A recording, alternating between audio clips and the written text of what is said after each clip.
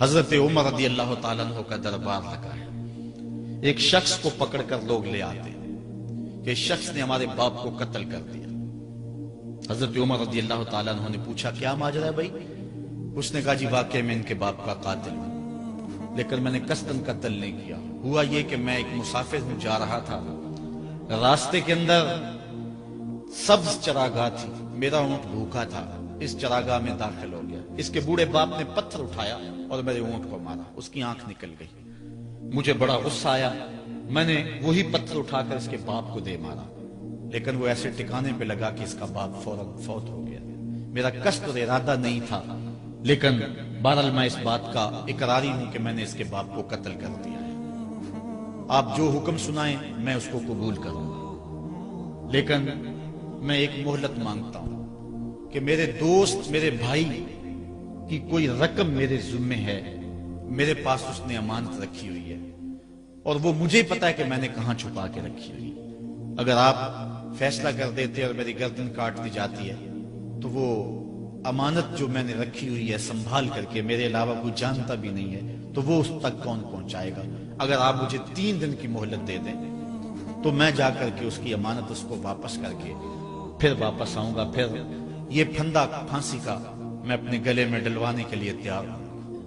حضرت عمر رضی اللہ تعالیٰ عنہ نے فرمایا کہ کوئی شخص تیری ضمانت دے دے تو ہم تجھے چھٹی دینے کے لیے تیار ہیں. اس نے دائیں بائیں دیکھا، پورے مدینے میں اس کا کوئی شناسہ ہی نہیں تھا، واقف ہی نہیں تھا، ایک اجنبی شخص تھا. حضرت ابو ذر غفاری کھڑے ہو گئے، کہا حضرت عمر میں اس کی ضمانت دیتا ہوں. ضمانت دے دی گئی، وہ چلا گیا.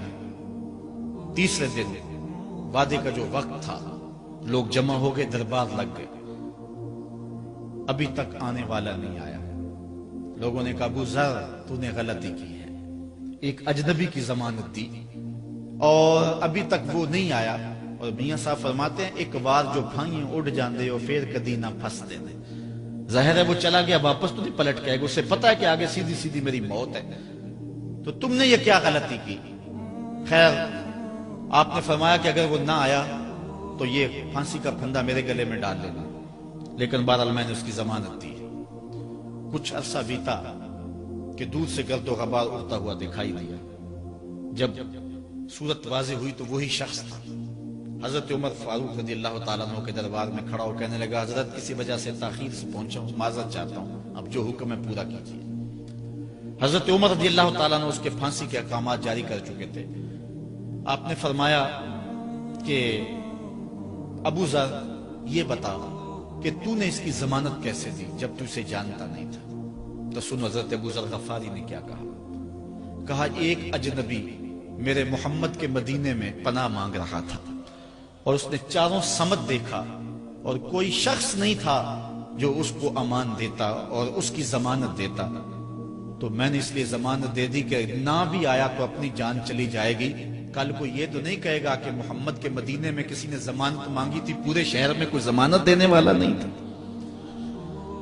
اس کو کہا کہ انہوں نے تو ضمانت دے دی، میاں اب تو بتا کہ تو چلا گیا تھا، تجھے جانتا کوئی نہیں تھا، نہ پلٹ کے آتا تو تجھے کوئی پوچھنے والا نہیں تھا، تو تو نے یہ دوبارہ موت کے منہ میں کیوں اپنا سر رکھا ہے؟